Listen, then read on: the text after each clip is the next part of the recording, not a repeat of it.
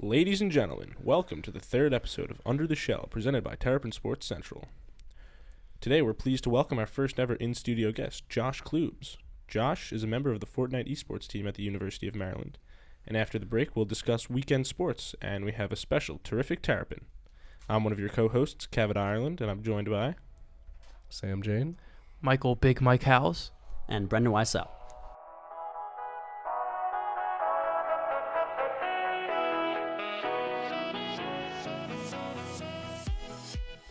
All right, we are pleased to welcome on our first ever in-studio guest. So hopefully the audio will be slightly better than some of our previous interviews. Member of the Fortnite Esports team, Josh Klubes. Clap it up.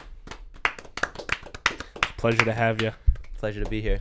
So it's a very exciting time for the esports community at the University of Maryland as we are during its inaugural season right now. And Josh, what's that been like getting started off on the first ever team? It's been really fun, honestly. I've never really had a community like this at any stage in my gaming career. Just having a coach, having teammates, having jerseys, having a facility to go and practice to. I mean, it's been an incredible experience, I'll be honest. So it's been a good time. It's been a new experience. It's been a new time. Yeah. I don't know exactly how to describe it. It's just been something totally new, like never done before. So were you on a team before, or this is like your first real actual community of? This is my first real actual community, being on a team, playing under a name, that sort of thing. So, in regards to like the facilities that you mentioned, do you play these tournaments from your dorm, or do you do it in the facilities that we have provided? It depends on the tournament, actually. So some tournaments, the bigger tournaments, we'll play from Night Hall. I've played one tournament from Night Hall alongside my duo. There's 4 players on the Fortnite team. It's 3, but there's like an academy team. It's 1 player off on the academy team. So I played with him. We got 6th. We played pretty good. The other duo from the UMD team got 5th. But in regards to the facility, I don't really play there that much. They have a facility at Ritchie where you can practice. You can go in. There's computers. You designate a time. You have your team manager sign you up for that. But as you guys know, I play most of my tournaments from my dorm. And you were very kind to give us a little bit of a tour before the interview. I was. You can hear me screaming at night playing the tournament. It's true. A little aggravating sometimes, but I have a very good setup. The Wi-Fi in my dorm is very, very good. I have a good PC. So yeah, most of my tournaments I'll play from my dorm, but if they want to broadcast it, I'll play at the facility. And then how does the practice schedule work? Like, do you usually practice solo, or do you practice with like other people in the esports community with Maryland? It really depends on the tournaments that are coming up, actually. So if there's a duo tournament coming up, I'll play duo scrims with my duo. Trio tournament, I'll play trios. Solos, I'll play solos. But there's no real practice schedule just because there's no real collegiate scrim league. That's only through like third-party organizers that there's scrims, not collegiate. But other teams have practice schedules. We're not really a practice schedule team. So yeah, mostly other games would have designated practice times. Ours are kind of scrims run sort of whenever. You just like text the boys, yo, hop on. Yeah, exactly. I mean, yeah, we don't have like a set schedule, but other teams do. And you mentioned that you do most of the tournaments from your dorm room. Is that the same for the practicing, I assume? You don't get together? Yeah, no. Other teams do. I don't. I'm just able. It's just so much easier to having to bring all your peripherals, which is your keyboard, mouse, all that to the facility that you want to play at. It's easier to just kind of do it from your dorm. Yeah, and so you kind of talked about how it seems as if esports is growing in a way. How now there are facilities, teams, jerseys, all that thing. What do you think kind of created that rise of esports gaming? What made it kind of become a big thing now, where we're seeing it starting to get integrated into Division I colleges to this point? I'd say honestly that there's just a growing base of people who are really into video games, and the fact that esports is becoming such a big industry, multi-billion-dollar industry, the fact that you're able to make money off tournaments, sponsors will get in on this. They think that they can get young people to, buy their products if they advertise it in certain games. Just that there's a market for people who want to watch esports, and they want to take that into the collegiate scene. Yes, you talked about some of the rise of that. So talk about your personal story. I know that most, teenagers, a lot of young kids play video games, but not many people make it to the level that you're at. So talk about when you started playing video games, when you got into Fortnite, and kind of how you're here now. I've always been into video games ever since I was a kid. I started on the Wii, played Super Smash Bros. Not competitively or anything. And that was so Fortnite came out. That was my first game that I really played a lot. That was 4 or 5 years ago, I'd say. I played on my Xbox with my friends. I just really enjoyed the game. And Fortnite actually had a World Cup a few years back. There were qualifiers for that. I didn't play the game competitively at all. Most people didn't. That was kind of the first tournament. I ended up placing 1,600th out of all the million of players who played on NA East, North American servers.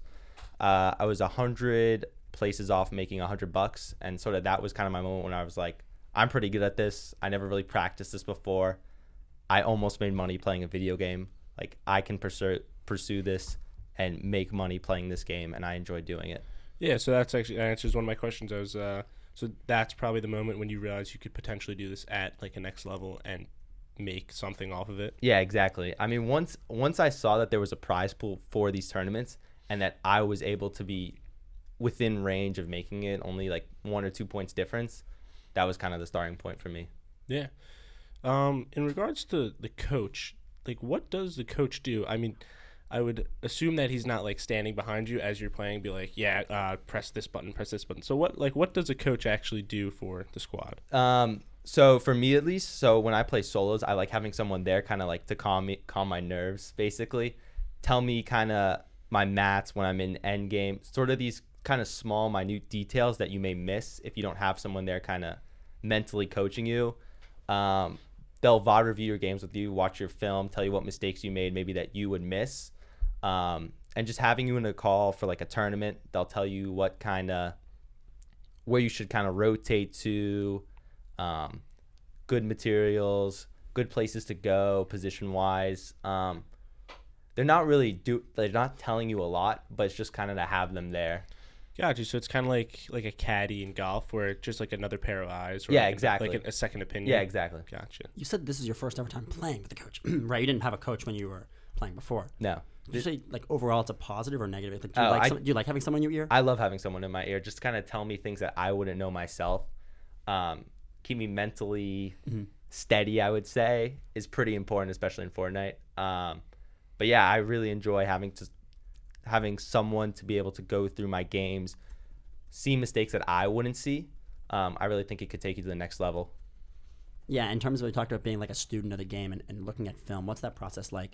You go through, you'll watch a replay of your game. You'll take notes while you watch. Think about what you could have done better, why you got killed. You'll watch why you got any damage taken. You'll see what could I have done differently. Just kind of take notes. Understanding what you could have done better is the most important part of it. So, many people may not lump esports together with other sports like football or basketball, but do you consider esports like a sport, and are there any misconceptions you would like to clear up? I would consider it a sport just because I think we do anything any other sport would do. I mean, archery is not exactly the most physical sport, but I would say you watch film, you have a coach, you have tournaments. I mean, I feel like right now, at least, it is equivalent to any other sport.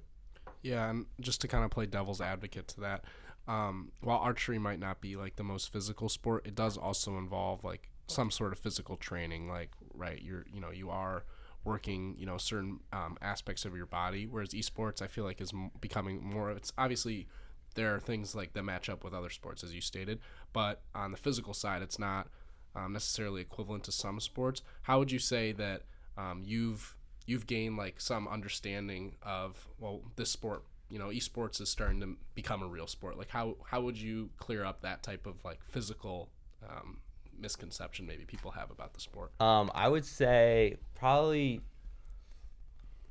having to do with, I think there's a physical aspect to it. I mean, my wrists, I do wrist stretches every single day. Hopefully they don't get injured, but there's a lot of people have wrist injuries in Fortnite, other video games. I mean, it takes a real toll on your hands to play video games at a competitive level. I think not only physical, but mental ability to play video games at a high level. I mean, it's very mentally taxing to go through 8 hours a day, get on the next day, not get burned out. So I think there's definitely some differences, but I would say it's kind of on the same track. Do you feel it has like more of a mental aspect to the sport than other sports would? I don't know if I'd say that, because when you're playing Fortnite, it's you and yourself, not really any others unless you're playing a team game mode. But you can't really talk to the competition. It's more you're in your own headspace, and that I would say is the difference. Yeah, so maybe just to go against what Sam was saying, you would also say like the hand-eye coordination is big, and you are moving with your hands very quickly. I think that's very interesting. So I would say esports is definitely being recognized more and more as an actual sporting event. Yeah, no, definitely. I mean, I think like you practice your reflex times, you train, stretches. I mean, I think there's a lot of things that make it very similar to just any other sport. Yeah, it's definitely a skill. I'm sure that if I played against you in Fortnite, you would probably kill me. Yeah. I would 10 love. times out I of would 10. love to watch that. Yes. Yeah, we'll put money on it. I don't know if you want to do that, I don't. but yeah. Yeah. So to dive in a little bit more about like specifics of Fortnite, right? So there's a lot of like casual Fortnite, right? That, you know, if you played Cavit, you'd be playing casually, like you just hop on. And there's more of a competitive side. What are like the main differences specifically in those two games? Whoa, I don't want to knock my own ability. I was a season 2 player. I have the Skull Trooper on my account. That's pretty Continue. impressive. I would say when you guys came in, you guys noticed that the zone, when it's really Yes. small, there's a lot of people Explain in what that that zone. would mean for someone who doesn't watch Fortnite. Basically, if you never saw Fortnite before, 100 people go into the map. They all drop kind of very far around the map. But then once it kind of advances the stage and the circle gets smaller, there's not too many people in the casual side because they're not playing for placement, kills. They're just playing kind of for fun. So they'll just run around the map and do whatever. But in the competitive side, when the zone shrinks, there's at least 50 people in that small half and half zone. How would I explain that in casual terms? Basically, in competitive Fortnite, there's just more people in a smaller amount of space. Would you say you're more of a builder or more of a fighter in Fortnite? I think those Great two question. things go hand in hand in Fortnite. You have to be a great builder to be a great fighter. But yeah, I'd say my mechanics are above my in-game sense, I would say. So I heavily rely on my mechanics, which is building, aiming, that sort of thing. Do you have a favorite location on Fortnite? What? Or how about this? A past favorite location? Maybe Mm. a, How do you feel about what they've done to the game? I enjoy the seasonal updates, them changing the map around. I mean, it is kind of annoying. Like, pick a spot, you'll practice that spot, that drop spot. I used to go Sleepy Sounds. I don't know if the. Anyway, so it is kind of difficult in a competitive sense to practice a spot for so long, like a few months, and then that place just get totally obliterated, and you have to practice an entire new spot. But I would say season 1, definitely Tilted Towers, obviously. Love going there, getting a lot of kills. But on the competitive side, it changes all the time. So I would have to say my favorite all-time location is Flush Factory. that Nothing better. that is a good If place. we're going around, Moisty Mire, I was a big Moisty Mire. yeah, I was a big little Moisty sky Mire guy base too. action. Sky base with the fellas. What do you think, Sam? I'll say Loot Lake was also pretty good if no one else was dropping Loot there. Lake is good. Yeah, I was a Loot Lake guy, but I also probably am one of the all-time terrible Fortnite players, so don't take any of my advice. I think I probably had like 4 wins, and probably 3 of them came against computer bots. So don't let me get hot on the sticks, though, is all I'll say. But yeah, I mean, thank you, Josh, for coming on. It was great having you, and yeah, I mean, if anybody else has anything they'd like to add. Yeah, one more question. Yeah. Mike, you got some? Yeah.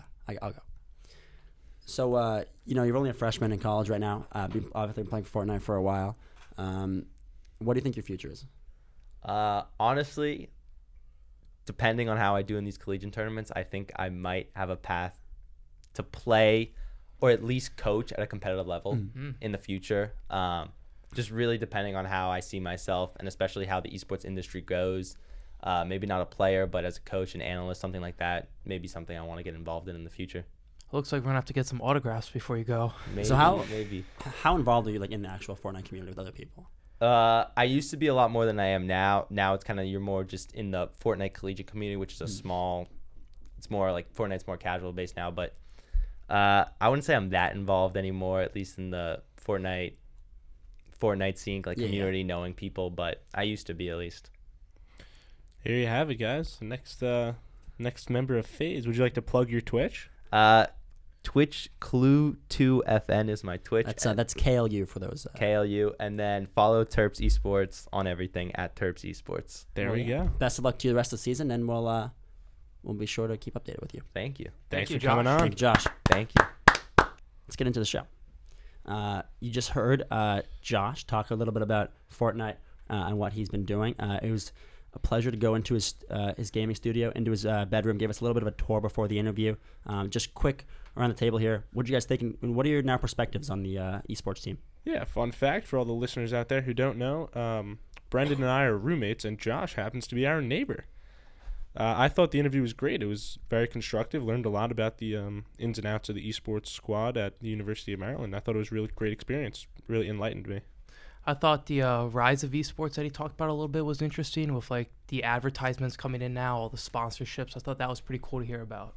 Yeah, I think Mike asked a great question kind of about, is esport, does he consider it a sport? And then he kind of brought up some of the physical aspects, talking about wrist stretches, and that's something you don't hear about. So that was a cool little tidbit I got. What do you think, Sam? Yeah, definitely. I think that Josh provided some really cool information.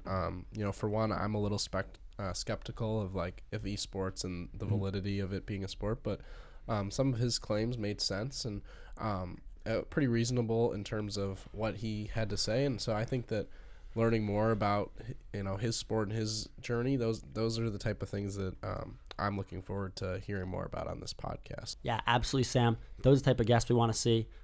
Especially some of the stories you don't hear, not too much is heard about the esports team at Maryland. So leaving that back and looking forward to the weekend. Mike, you said that Georgetown was not the hottest thing on campus, and what happened there? Yeah, in my article, I called it an annihilation. You can check that out at Terrapin Sports Network. But dominant 11-0 win over the Hoyas. It was a crazy record and stats game for the Terps. First of all, they had 2 players record hat tricks. That was the first time since 2019 they had players record hat tricks. So congratulations to midfielder BB Donrat and defender Riley Donnelly. They also held Georgetown to 0 shot attempts. That was also the first time since 2019. And then it was also the first double-digit win for the Terps since 2008. And that year, the Terps, they won the national championship. So I'd say that was a pretty good year for them. They hope to replicate that. I would say so. Mm-hmm. Looking forward, they're going to be facing number 20 Rutgers on Sunday. Rutgers is 7-6 on the season. Strangely enough, statistically, they're one of the worst Big Ten teams in field hockey. They're averaging the least amount of goals per game with only 1.4 goals per game. And then they're allowing 2 goals per game, the second most in the Big Ten. Yet they're 4-5 against ranked teams. They had a win over number 3 Northwestern last Saturday. So they are a risky team to play despite all the stats. That being said, Maryland's the best team in the Big Ten. They're averaging the most goals per game, 4.35. That's the most in the Big Ten. It's 1 goal more than the next team. So I think if Maryland just gets the offense going, it should be a good win for them over Rutgers. Yeah, definitely, Mike. I mean, I think that when you look at the field hockey program, they're really starting to figure stuff out and see if they can continue to ride their hot streak into the rest of Big Ten play. I will say, after Rutgers, the gauntlet continues for them. They're going to face number 4 Penn State at Penn State. Then they're going to play number 6 Virginia, and then they close out the season, number 13 UConn. And then after that, they got the Big Ten tournament. So it's going to be a couple rough games for the Terps to close out the season. Yeah, big test for the Terps. Kicking into soccer. So a quick recap for the men's soccer team. They were unable to beat Northwestern last week. They were without top scorer Malcolm Johnston due to injury. However, Stefan Capetti equalized late from a Nick Richardson cross, who maintains his quality attacking form. Richardson with 1 goal and 3 assists in his last 2 matches, as the Terrapins extend their unbeaten streak to 8 matches with 6 wins and 2 draws. They're currently sitting atop of the Big Ten. Coming up this week against Wisconsin, Friday, October 14th at Ludwig Field in College Park, 5 o'clock p.m. This game will be televised on ESPNU. Wisconsin currently sits 8th in the Big Ten. Also coming up, we have High Point Monday on October 17th, which will also be in College Park. But focusing on that Wisconsin match, they are sitting 4-5-2 overall, 1-3 in conference play. They're coming off a draw versus Drake and a win over Michigan, where they came back from down 1-0 to win it 2-1. Keys for Maryland this game would be to neutralize Jack Finnegan, who has 2 goals in his last 2 games, so he's finding his offensive heat. They got to limit the garbage opportunities. We've seen a few sloppy goals conceded lately. Going to have to create chances, see some creativity on the ball, especially from Hunter George and Josh Bulma. And we saw against Northwestern, it was pretty tough to get the ball moving in the first hour or so. So they're going to have to look to start hot if they want to get some goals early and then control the game. Got to be clinical in the final third and can't see so many opportunities go begging. Also, I'd like to say happy birthday to Coach Saso Shirovsky, who will be celebrating his 60th birthday this Friday. Well, we have seen Maryland play down to their opponents just like they did against Northwestern. We've been saying all season. So I think if Maryland sticks to their game plan, plays their game, control the ball, get a couple goals in early, at least one in the first half, then it should be no problem. But we've seen that beautiful game is not so forgiving after all. Yeah, definitely. And soccer season obviously in full swing. Some seasons that are about to get going is basketball. And Kevin Willard and Brenda Fries made their way out to Minneapolis along with some players for Big Ten Media Day. Just kind of a quick recap. Maryland men's basketball, according to Brendan Quinn on The Athletic, who runs the Big Ten doesn't do an official preseason poll, but they compile writers from every team and do like a unofficial official poll. Maryland was picked 10th to finish in the league, but it was a wide disparity in terms of where they were projected to finish. And Kevin Willard's confident with his team. He likes the fact that they have Donta Scott and Hakeem Hart coming back, along with some key transfers in Jameer Young, who is coming from Charlotte, Jameer Young, who's coming from Charlotte, and then this is a real one, Jahari Long. So you can get those confused oftentimes this year, but we're going to try to make sure that stays solid, along with Donald Carey, who comes from Georgetown. And all three additions are going to provide shooting. Young actually averaged nearly 20 points per game and probably will replace Fats Russell. Their games are pretty comparable, I would say, both smaller but quick guards who take a lot of shots and are going to have to rein it in a little bit in order for Maryland to be successful this year. Yeah, Sam, do you know what's at the top of that poll, the preseason poll? Yeah, so Indiana is considered to be the favorite, but Illinois and Michigan also receive first place votes. The Big Ten, in my opinion, there's not really an elite team at the top. It's a very balanced league this year, I would say. And so I think Maryland has some headway to rise in those rankings, especially if the transfers can get acclimated and Hakeem Hart can take a big step. I would look at him as somebody who, under Willard's new system, really can thrive in kind of a secondary ball handling role. But moving on to women's basketball. May I mention Big J journalist over here covering women's basketball for Terrapin Sports Central. Yeah. Well, just trying to follow in your footsteps there, Big Mike. Thank you. But the women's basketball team went, and Abby Myers and Diamond Miller followed Brenda Fries to Minneapolis. They had some very interesting quotes. Brenda Fries talked a lot about positional flexibility. We all know about the transfers they brought in. If you want to learn a little bit more about the transfers, turn into the left bench on August 24th. Yeah, that'll be me and Brendan kind of giving a little bit of information about the new people that have been brought into the program. But back to that, they had some serious losses last year, losing 5 of their top 6 scorers from last year's season. But they brought in some new guys. Abby Myers, who's Ivy League Player of the Year. And then they also have brought in 2 SEC transfers. Lavender Briggs is going to be the key one. She's in some of the practices I've attended, she's been lights out from deep, and she provides some flexibility in terms of lineup that Brenda Fries can run out there. So I'll be interested to see in what Maryland does this year. The Big Ten is loaded in the women's side. Iowa has Caitlin Clark, who's most likely her or Paige Buchers, I believe, or Paige Beckers is going to win National Player of the Year. So that'll be a test. Indiana's always good. Michigan is good. So they're looking forward to the competition in the Big Ten and non-conference as well, as they have the 2 teams who played in the national championship. They're both coming to College Park, so that'll be a very cool chance for fans to come out and see how the new transfers gel early on. Yeah, if you want to talk about a test, that's it right there. You get 2 of the biggest programs coming to College Park, and those should be exciting games. Exciting times. Big shoes for those transfers to fill after Angel Reese transferred to LSU. The team who faced another big test was the volleyball team. And Brendan, you want to take us through what they went through this week? Yeah, first of all, about volleyball, thank you very much for the follow on Twitter. I do really appreciate that. I had mentioned... Shameless self-plug. Well, I got to do it. I had mentioned last week that I thought that Maryland volleyball could get it done against Rutgers, and they were able to get their first win in the Big Ten, winning 3-0. So that's a positive for the team right there. And moving on to the weekend, Maryland faces Northwestern on Friday in Northwestern, and they face Purdue, who's 11th in the country, on Sunday. Northwestern's been a pretty similar team to Maryland.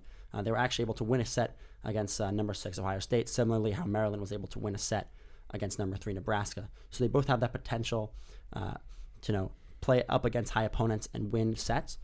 So when they're facing each other, it should be a much more interesting matchup. And then Northwestern had 3 players in double-figure kills in the game against Ohio State, so it'll be another chance for Raynell Jones, who actually got the all-time Maryland block record, to get some more blocks.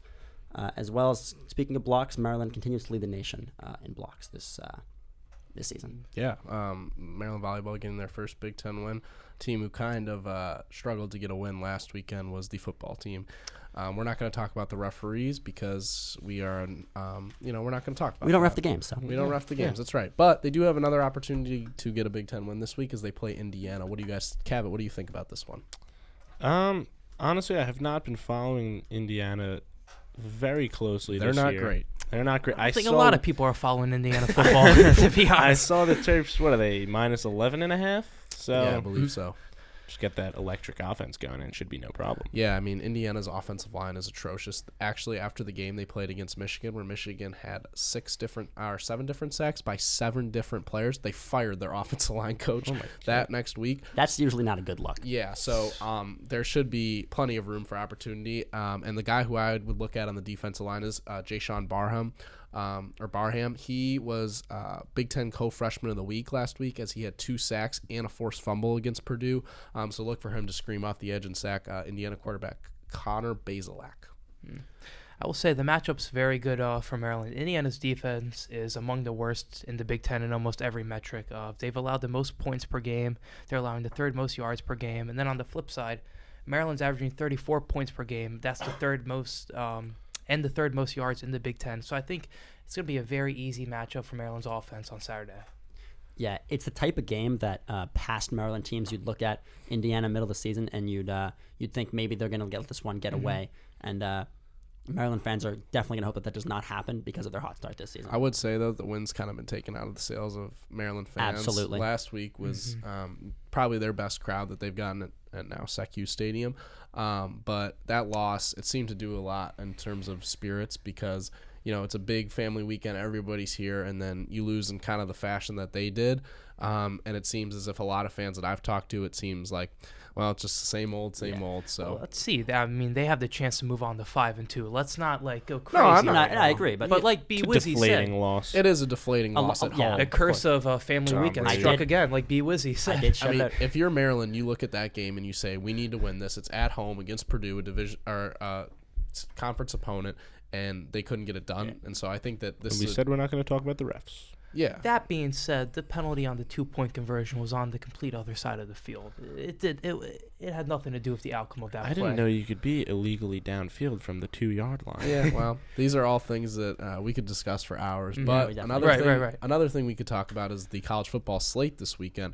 And we have some. Before we do that, Cav, what's that on your computer? You have the live Maryland Oh, yes, score up? I You do. wanna Give us a quick update about that. and We'll then go bump into over picks? to women's soccer real quick. So Oh, my God. Is that the actual score of the game right now? that is the actual score of the Maryland's game. getting So killed. the Terrapins traveled to Ohio State, and they're playing right now. And currently 7 minutes Mike and into Sam, the guess the second score. half. Guess the score. Guess the score. 2-0. From an unbiased sports reporter point of view, from what you said, I would say they're losing by a bit. It's not pretty. Yeah, it's 5-0 Ohio State right now. Maryland went down 3-0 inside 6 minutes. They scored 30 seconds in, 4 minutes in, and at the 5:30 Wait, they mark. scored 30 seconds into They the scored game? 32 seconds in, and then it went 32 seconds, 4 minutes, 5:30, and then 11 minutes, and then 21. They were down 5-0 inside 22 minutes. They That's just kinda- not good. So what went wrong, do you think, Cav? I mean, I'm not watching the game. I only have the live stats up here, but I can imagine that. But from watching the team this season, what do you I could suspect? imagine that all the players just stared into the sun really brightly for about 2 hours before the game because they must be blind I'll tell you what. or just severely Wow. ill because I don't know how this could happen. Yeah, so Ohio State is ranked 20th in the nation, but a 5-0 loss, not it could very well end up being 6, 7, 8, nothing even. That's just unacceptable by Terrapin standards. Agreed. Upcoming Minnesota, Sunday, October 16th, at Ludwig Field in College Park. It's a very winnable game. I would like to say, but after this result, it seems that the life is just sucked out of the Terrapins. Minnesota is currently sitting 6-7-1 overall, 2-4-0 in the Big Ten. They're sitting in 9th place, while the Maryland Terrapins are 12th. This will be their first meeting between the two teams since 2020, and Minnesota has an all-time 5-1 record against the Terrapins. Minnesota has been in some low-scoring games recently. The Terps should look to grind this one out. It's going to be a battle, and if I could pick one match on the schedule for the rest of the season, I would say this one is one to turn the season around, because something's got to change, or it's just going to get worse. To segue a bit, we're going on to a new segment called Shell Pick'em. So each week we're going to give 3 picks each for the college football slate upcoming, and then in the winter we'll see with like college basketball. We're also going to do the Maryland pick of the week as we have, but just now we're Mhm. going to integrate that into this section. So we'll give our Maryland At pick. the end of the segment, we can pick the football Right, game as yeah, well. Yeah, absolutely. So I'll start it off for us. My first pick is going to be Navy plus 12.5 versus SMU. Navy likes to keep games close. They're averaging 21.2 points per game, and they're allowing 21 points per game. They're also 3-2 against the spread. So 12.5 points seems like a little bit too much to be given to them. Then I'm going to take Tennessee plus 7. Tennessee, they're scoring the second most points in the nation. They're picking up the most yards per game. We don't know if Bryce Young's going to be playing. Is he going to be 100% coming back from that shoulder injury? So I think this is a good game for Tennessee. And then lastly, Vanderbilt plus 38.5 versus Georgia. Georgia is 3-0 against the spread when the line is under 30, and 0-3 when it is over 30. Good stat, Paul. Mm-hmm. Yeah, so Mike had some good analyses of his picks over there, but differently, I just did all my picks based on vibes. So I took I respect that. West Virginia plus 3 against Baylor. Dude, can you I'm sure we've all watched the Tavon Austin highlight tape. Come on. What are you going to, like, West Virginia? Come on. I got the Golden Gophers of Minnesota minus 6.5 against Illinois. And we got Wisconsin minus 7.5 against Michigan State. This one, I mean, Michigan State is just, they fell down a slippery slope. I think we can all agree on that. Yeah, definitely. Michigan State's not very good. All right, and to get into mine, I'll start. I have the opposite pick of you, Michael. With all due respect, you're wrong. Well, Head-to-head here. It'll be only one it'll way be to find played out. out. It'll be played out. So Georgia minus 38.5 versus Vanderbilt. History does tend to repeat itself.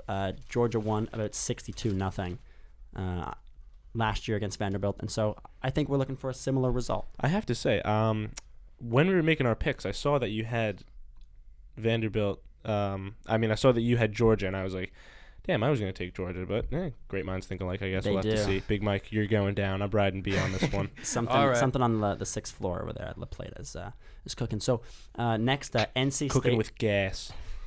But that's illegal, so we actually don't do that. Don't check us RAs. Okay. NC State plus 3.5 versus Syracuse. Syracuse is ranked. They've had a very good season, but they haven't faced a team like NC State yet, and I'm looking for them to get a little bit blown back on their heels, and I think NC State's going to win that game. And then my final pick is Kansas plus 9 versus Oklahoma. I know that's Wow. That Bold. disagree. and I don't didn't even know. get to finish my pick before I got cut off. Kansas has had a very strong season. I don't think they're going to let it slip Their away. quarterback isn't playing. You know that, right? Yep, plus 9, Kansas. Oklahoma's not had a great season either. Jalen Daniels, who's the reason Kansas has been so good, is What? reported No, to I be out for the year. With his so- shoulder? No, they said that. Yeah, but he's not playing this week. Okay. Feeling pretty bold there across the Yeah, table. I would. That's the pick I most highly disagree with. I like Oklahoma to cover and potentially win. But moving on to my picks, we got. You guys took some obscure games. I'm riding with the ranked action for this week. There's a lot of good games going on in college football Saturday. My first pick at 12 o'clock, I like Michigan to cover the 7 spread. Coming to the big house, Penn State, James Franklin has never won against a top 10 team on the road. I think that continues, and I think Michigan kind of runs away with it in the second half. I like Clemson minus 4.5. I think that their defense is really starting to figure it out, and I'm just going to say DJ Ugalea. He's really starting to adapt to the offense, I think, and proving Clemson fans wrong who wanted him benched. And then lastly, I like Kentucky to cover the 6 points against Mississippi State. Will Levis, stud quarterback. Kentucky, they had a rough week last week, but I think they figure it out coming back to home in Lexington. So I like all those picks. Those all should be pretty good games, and there's a lot of good ones going on this weekend. Yeah, and then to add to the picks, let's do the Maryland football game. Let's give a score. Yeah, a little rapid fire here. All right, 32-24 Maryland. Yeah, I like 35-21 Maryland. I'm going 45-17. Wow. Yeah. I would like to take Maryland 28-10. Low scoring. Should be a good one. I think that Maryland gets back on the. I think it'll be a pretty ugly game, but I think Maryland will win. That's fair. I think Maryland gets back on the winning trail. You want to talk about a thing that's not an ugly game? That is actually going to be one of our segments that we're going to continue. And Cavi, you want to tell us, introduce us to the segment this weekend? Yeah, we're talking about the terrific Terrapin. We're going to tick back the clock, ladies and gentlemen, all the way to 2006. Sam, take it away. Yeah, so recently this weekend, Christy Tolliver was introduced into the Maryland Athletics Hall of Fame as the notorious WNBA player made her way back to College Park. Kind of some background about Tolliver. She was actually a highly regarded recruit out of Virginia. She won Gatorade Player of the Year in Virginia and was also a part of the McDonald's All-American game. So when Brenda Freese landed her, it was considered to be a coup at the time, and I think looking back on it, it still would be. The ladies program was almost always a tournament team, but until Tolliver got to Maryland in 2006, they had not made the second weekend, which is the Sweet 16 and Elite 8, of the tournament in 14 years. And Tolliver changed that. While she started her freshman year slow, her talents could not be held down for long. She really started to get going in the ACC tournament, scoring 17 points against number 2 in the country, the Duke Blue Devils, which led to a preview for later games. And she led the Terps to the ACC tournament win. And then the big dance, frankly, she just dominated. At first, she had 16 points in the Sweet 16 against defending national champions Baylor Bears. They're always a strong program, so for her to burst onto the scene like that was impressive. And then in one of her more memorable outings, she actually had flu-like symptoms.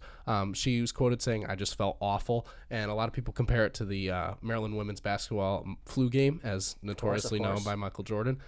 Yet she put up 28 points against Utah in the Elite Eight. And then the thing she's most notorious for, the Terrapins found themselves down 3 against Duke in the national championship game. But before we talk about that, we're going to flash back to an early season November game that they played against Tennessee. And Pat Sumlin, who is, rest in peace, one of the greatest women's basketball coaches of all time. And the Vols obviously were a highly ranked team, but Maryland found themselves down 2 late in the game. The ball found Tolliver, as it does, with the star freshman, but she ultimately passed on the shot. Later saying that, in my mind, I instantly was like, I deferred. You're a gamer. Scoring is what you do, but you deferred. Why is that? That's a quote from Christy, and she said she couldn't stop thinking about that game. So, when Tolliver found herself on the biggest stage in women's basketball in the national championship game, down 3 against a conference rival, the thing we all dream about when we're playing in, the backyard or shooting hoops, you get down 3, you're hitting a little step back. What did she do? Well, as she elegantly put it, she said, the whole time, I was pulling. Famously, Tolliver's shot went in, and Maryland went on to win their first national championship in program history. Cabot, take us away for a little rewind of the audio of that game. Yeah.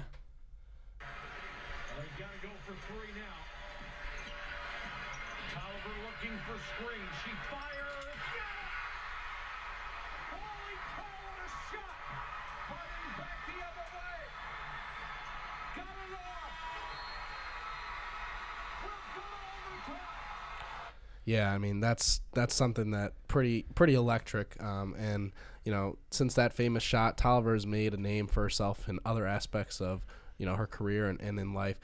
She was drafted 3rd overall in the 2009 WNBA draft and eventually went on to become a 2-time WNBA champion. And then something that I found really cool was she found herself eventually on the bench as a coach, and she became the assistant coach for her hometown Wizards and then the Dallas Mavericks, actually becoming the first active WNBA player to become a coach for an NBA team. Wow. That's fascinating. Yeah, we've seen that also from the likes of Sue Bird, who's joined the Denver Nuggets bench. Yeah, super. She kind of started a trend in a way, and it's super interesting.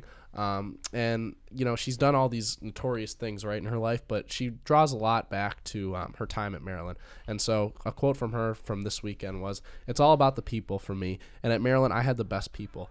I was engulfed by selfless people who were all about the greater good, and everybody was in it together." And I just think that her impact, both on the women's basketball program, they've really turned into a powerhouse ever since that, that shot and that national champion established Brenda Freeze as, this top-tier coach, and also the program is a top-tier program. And I think, it's really cool bringing famous alumni like her back to the program for Maryland.